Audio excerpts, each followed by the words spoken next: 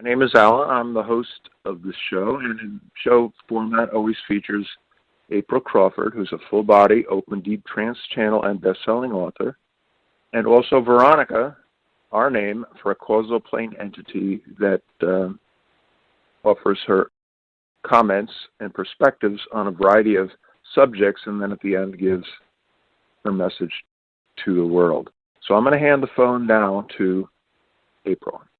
Hi, everyone. It's April. This is my little segment to talk about whatever I want to talk about. And I thought I would continue with episodes with my mother, because there are a few interesting stories with her, even though she claimed to be totally unaware of what I was doing. Back, maybe 10 years ago, my mother was having some health issues, and she ended up having to have some open heart surgery where they put, they cleared out the veins. I think they called it a quintuple bypass surgery. So it was serious. And my mom was, as I've said before, a very conservative, religious, Catholic woman that I never really shared what I was doing with, because part of me was afraid she wouldn't accept. And last week we knew she knew about a lot of it and just never told me. But there was an incident when she had her heart attack, and they took her in and they did the bypass surgery, and I was, of course, waiting for her when she got to the ICU. And I sat with her while she slept through all the drugged part of it, and she woke up maybe 36 hours later, and she looks up at me, and I'm leaning over her going, "Oh, Mom, it's me, it's April." And she, all of a sudden, she got this frown on her face, and she said, "Well, thanks a lot." And I looked over at the nurse and I said, "Thanks a lot?" And the nurse said, "Oh, come on, she's coming out of heavy-duty drugs. She's going to say and do things that, probably aren't going to make any sense. So don't be offended. Don't be upset. It's just her coming off of the high medication that she's on and the drugs." So I continued to sit with her, and she finally opened her eyes and looked a little bit coherent. And she said, "I have to say I'm really mad at you." I said, "Well, Mom, what could you possibly be mad at me for?" She says, "Well, you know how private of a person I am, because she never wanted anyone to know she had any weaknesses, or if she was sick, she never told anybody. She didn't tell anybody about her cancer. She didn't tell anybody about having to have heart surgery. She doesn't want anybody to know." So we, as a family, we always honored that. We always kind of covered for her because she never wanted to talk about being sick. And she looked up at me and she said, "Well, I'm really, really mad at you." And I said, "Well, how could that be, Mom? I mean, you've been under sedation for like 2 days, and I've just been sitting here, so what could you possibly be mad about?" And she said, "Well, I don't want people to know my personal business." And I said, "Well, yeah, real clear on that."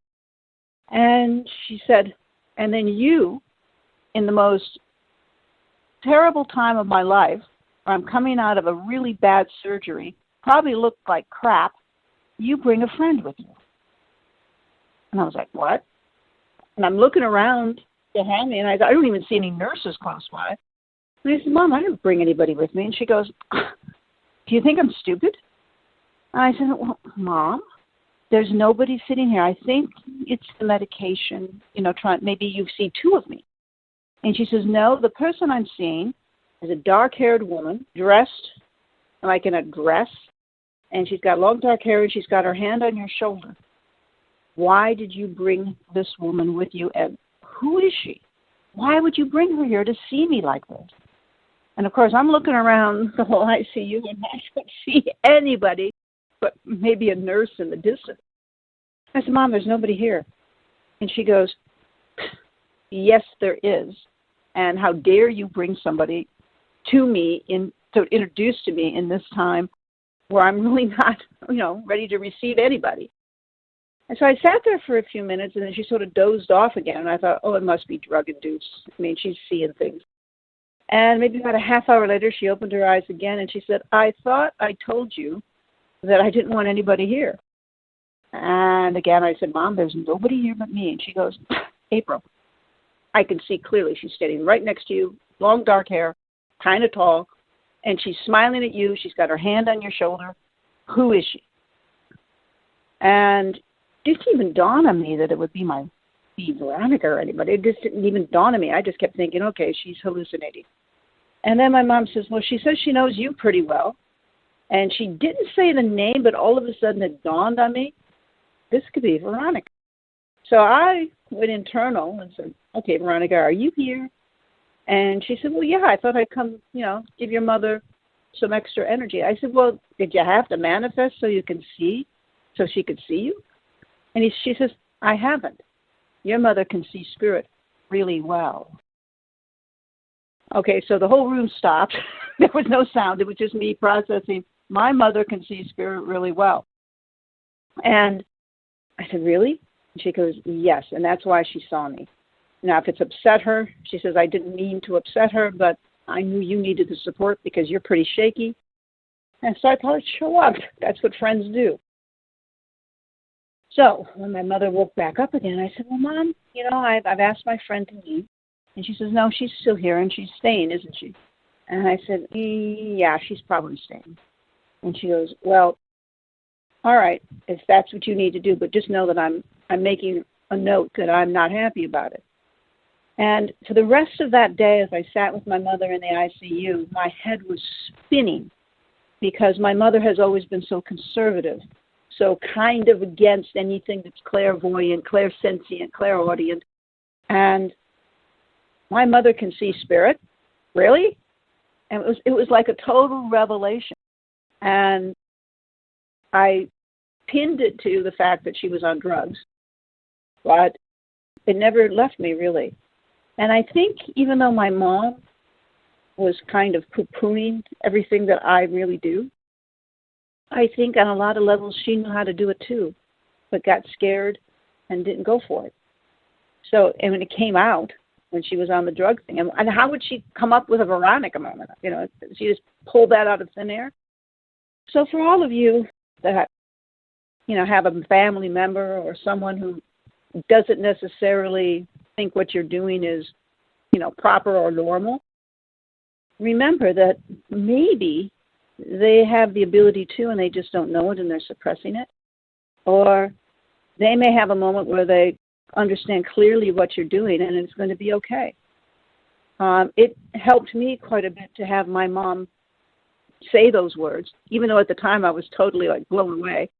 And having my mom having open heart surgery was a blow away moment too. So I was double blown away on the whole thing. But I think it's important for those of you who are aspiring to be channels and aspiring to be connected to spirit to just let things happen. And those who might be your greatest adversaries, even if it's like your mom or your dad, there could be a reason for it. It could be that they know it's true and they're worried for you because maybe they got scared of it. So I just thought I would share that Gloria moment. That's my mother's name. Her name is Gloria. And I'm using her in the present tense because she is around. I see her all the time. And I think it'd be helpful to those of you who are aspiring.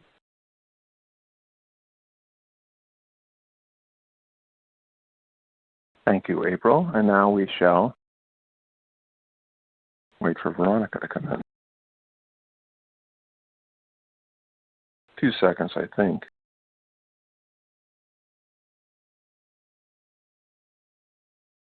Okay, Veronica, we have a number of comments and questions from people who have left comments on the radio show, which I encourage everybody to do, because even if they don't get picked for any particular show to highlight, the universe is watching. They know, and I think it's cathartic to share your comments with other people.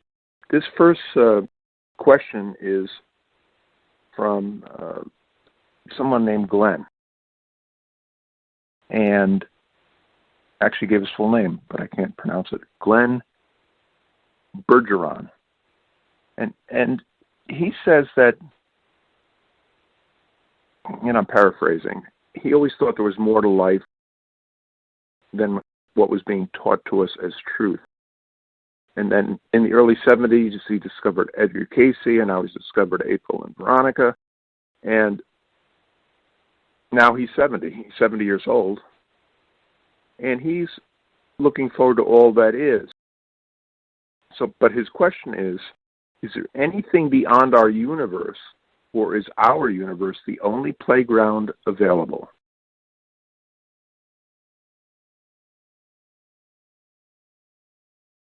And good day, everyone. It is Veronica. We just had a playground question. Yes, there are many playgrounds. The current reality that you are in is one of millions. There are different spaces, different dimensions, different frequencies, and all of them have validity. And all of the beings within them are just like you. Maybe they might not be physically just like you, but they are searching, they're looking for the end result. So this current reality that you're in, that we're talking in right now, is not the only one by a long shot. There are millions of them. So think about that for a little bit. Thank you, Veronica, and I think millions is quite a bit. This next question is from, it's from Roz. And Roz has a question about animals, and we get an awful lot of questions about pets and animals. And it has been discussed, and I'm paraphrasing, that many animals are more evolved spiritually, being in the moment and so forth, than humans. But she says, what about the animals bred to be eaten, such as cows, sheep, etc.? Do they have souls?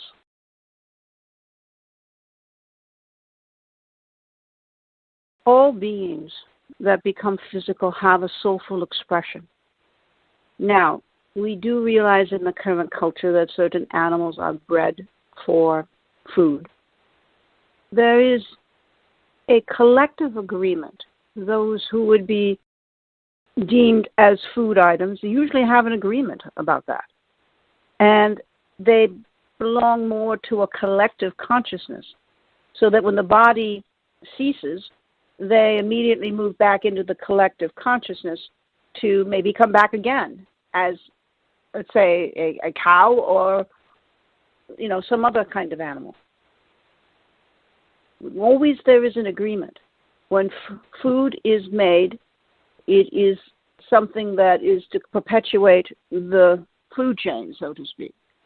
But all those who participate in the food chain are aware and realize that this is part of the agreement that they are doing. So for those of you who do not adhere to the meat-eating process, that is fine. But know that there is a collective moment where those who are participating on that level can return immediately to the collective and return if they want to, or stay and not have to go through the process again.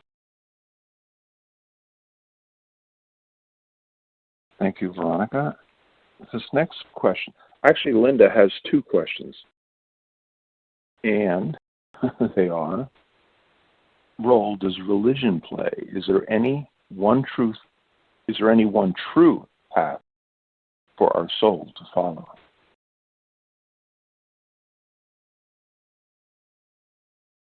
What one needs to remember is that religion is man-made and spirituality is eternally made.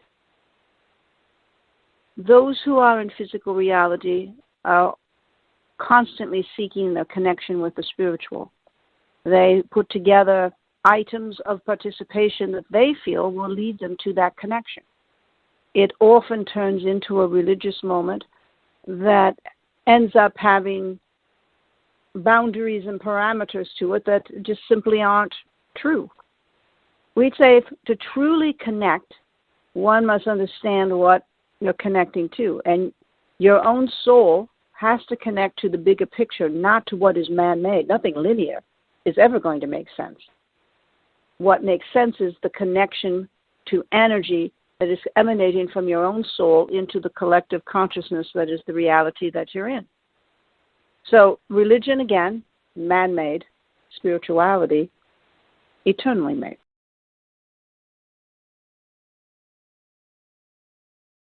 Thank you, Veronica. And Linda's second question is, how can we better help those who are dying to pass with confidence? The death experience is a very individualistic one, just like the birth experience is. We say it's much harder to be born into the linear reality than it is to leave it. When someone is suffering and someone is about to make the transition, and there is oftentimes, due to the connection and anchoring they have in linear reality, feel like, okay, if I let go of the anchor, I'm going to be adrift into a sea of nothingness. And what you can say to those who perhaps are not of any sort of religious belief system is to say to them, it's okay to let go. It's okay to jump into the void that's in front of you, because you will be met by those who love you. You will be met with energy that will assist you in the process. You will be not judged by anybody but yourself. You and your guides will sit and go through and contemplate how the life went and what you could do to make it better next time around, if you should so choose to do so.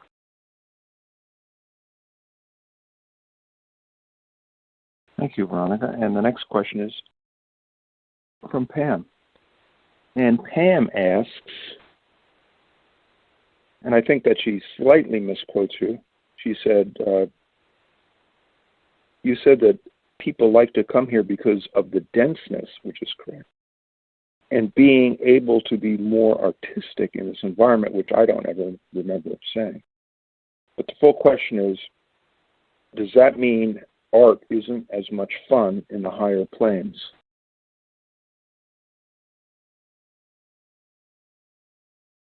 Artistic expression is always fun, but the dense linear reality often offers a vividness that other dimensional spaces does not offer. It all depends on how you wish to express yourself. Art and the beauty of art exists even in the highest frequency of places, but obviously it's a different kind of expression. And as you move down the tiers into more denseness, you get a different expression of that artistic thing. So no, it's not less fun in the non-physical realities. It's just not as vivid or sometimes as dense. I have a follow-up question to that, because are there any times when it's substantially more vivid in non-physical?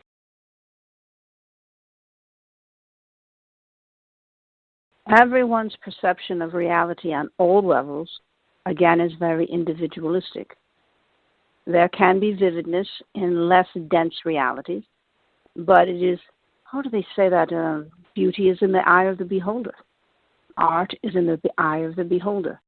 So it depends upon each of you and your own personal experience how vivid that actually is.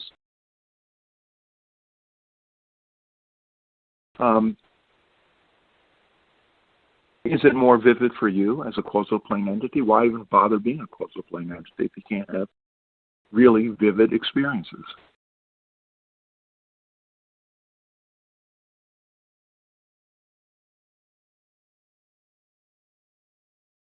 The ability to be vivid is indeed available on all levels. Where we are at, we can create the denseness if we so choose to. Oftentimes we do not. A causal plane energy has ability to create whatever they want, whenever they want. Those who are not of that frequency will choose the linear dense reality to express themselves when a causal plane level is not available. Okay, thank you, Veronica, and sorry for the follow-up questions. This next question is from Chad, and he was interested in the concept of enlightenment. And let's see what his question is exactly. I am curious to know what Veronica's take is on enlightenment, and also, has Veronica ever experienced what humans refer to as enlightenment in one or more of her past human lives?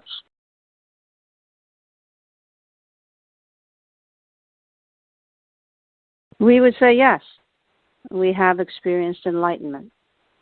There was a life in Bristol where we were participating as sort of a courtier of sorts. And we were all caught up in the linear expression of that and how much we had, how much we didn't have, how much, our status would bring to us. We had not really before that time experienced love on any level, not true love. And we did have the chance opportunity to connect with another energy, which changed everything for us. We suddenly did not feel the need for physical gain. We did not suddenly feel the need to be better than someone else.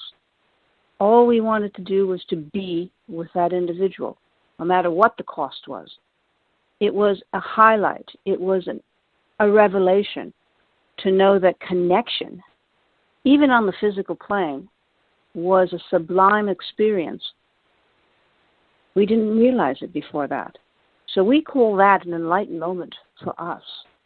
It happened in linear. It had a lot of dramatics around it. But at the end of that life, we could truly walk away from the experience knowing what real connection was, knowing what real expressiveness of love was. Not just what the linear had to offer, but what the energy that we encountered had to offer. So we'd say if there was an enlightening moment, that was it.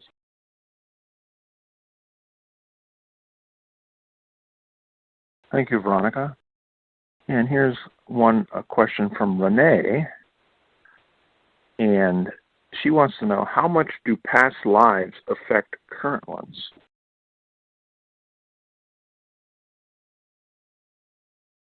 Well, since all experience is really happening at the same time, and we realize that's a provocative statement for this radio show, we'd say that past lives, future lives, present lives, they're all happening at the same time. So yes, indeed, they all affect each other, and they all intersect with each other on levels that sometimes it's not easy to understand while you're in the physical in the current moment. Every experience you have reacts and acts with your core energy. So therefore, every experience you have has validity and impact upon who you are as you move through the reality.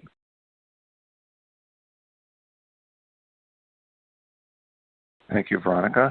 I now have a question about children.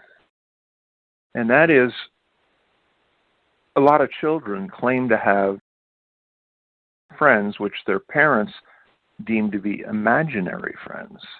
And oftentimes they may even make fun of them, especially at parties.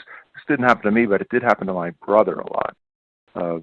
When we had relatives come over, they used to make fun of him because he had an imaginary friend. I later learned, way later in life, that I had an imaginary friend, which I didn't even remember. But could you talk a little bit about children who have imaginary friends and whether those children are just, well, should they be listened to? Should the parents encourage that or not?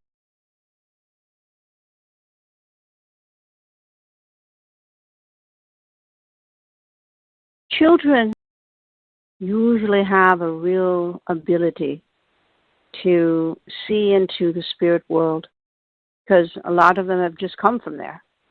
So the memory of it is still very vivid to them. There are energies that maybe did not incarnate, that are close to them or feel a kindredship with them, that come along for a while, or maybe the whole life, and interact with them. Now, of course, a child can see many things an adult cannot because the adult has already jumped off the bridge into the muck and mire of physical linear reality. Children often do not do that. So we would say that if your child is saying to you, oh, I have this friend and here's his name and he comes and plays with me, encourage him. Ask about their friend, just like you would if they were a little friend that they brought home from preschool. You say, well, what's your friend's name? What do they do? Because it's so easy to forget the esoterical part of their experience, and encouraging children as they move into the adulthood stage to remember who they are as a soul and who they may be interacting with should be encouraged. We would suggest highly not to poo-poo it as, oh, this is your imaginary friend, and dismiss them out of hand, which a lot of things happen like that to kids.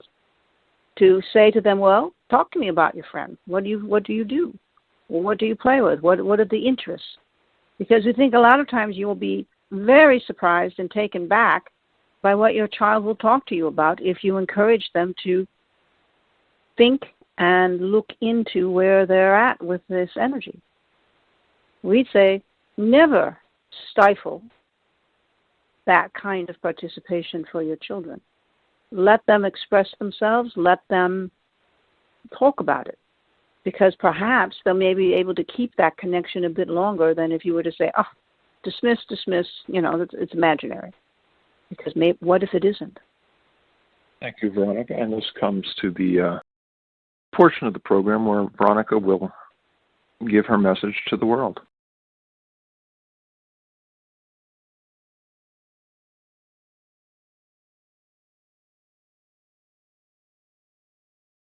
Every day when you wake up, there is a new dilemma.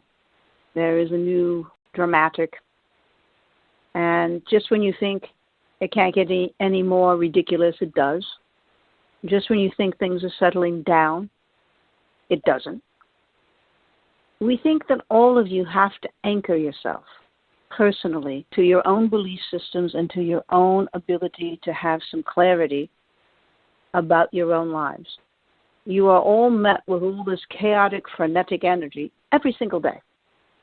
And if you let yourself get swept up into that, you're going to start creating some odd things as well. So we think you all need to stand your ground. And when all the frenetic stuff comes up, make sure both feet are planted and say, no, thank you. Here's my agenda for the day. All of you are doing whatever you're doing. I'm choosing to be focused. I'm choosing to stay in a spiritual space. I'm choosing to have understanding and compassion for those that are all frenetic, but I do not choose to get swept up in all of that nonsense. This is something you all should say to yourself every day. I will not get swept up into the nonsense.